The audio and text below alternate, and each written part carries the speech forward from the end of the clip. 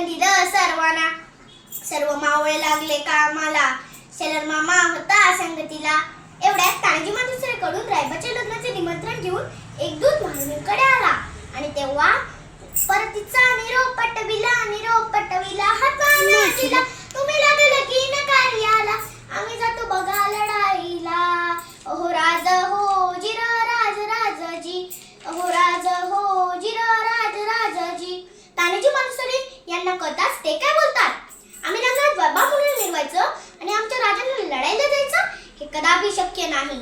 तानाजीने केलं मनीपण आणि दिले बघा वचन. आधी करू लग्न कोंढाण्याचे, नंतरच लग्न रायबाचे. घ्यावे ऐकून एवढे आमचे हो जी जी जी जी जी जी. प्रणाम केला राजाला, प्रणाम केला राजाला, केला राजाला. तानाजी वीर चालला, कमरेला बांधला शेला. त्याच मारली बघा घोड्याला, बघा घोड्याला जिरहाजी, बघा घोड्याला जिरहाजी. कोंढाण्याचे उंच शिखरा हो, कोंढाण्याचे उंच शिखरा. रात किरकिर मोठी अवघड गडावर, जावे तरी कसे, टाकावे कुणीकडून फासे. एवढ्यात तानाजीने आपल्या पेटाऱ्यातून घोरपड बाहेर काढली. या घोरपडीचे नाव काय माहितीये? यशवंती. यशवंती चाल घोरपड बांधली दोरीला. यशवंती कुंकू वाहतो तुला, आज यावे आमच्या मदतीला. गड येईल आमच्या हाताला, वचन दिलंय आम्ही राजाला. मावळे चढती बघ वरतीला, जागी होत स्वाभिमानाला. असे करून चढले कोंढाणाजी हाजीजी, चढले कोंढाणाजी हाजीजी. त्यावेळी कोंढाण्याचा किल्लेदार होता उदयभान नावाचा एक राजपूत. ए उदयभान्या. कोण? तानाजी.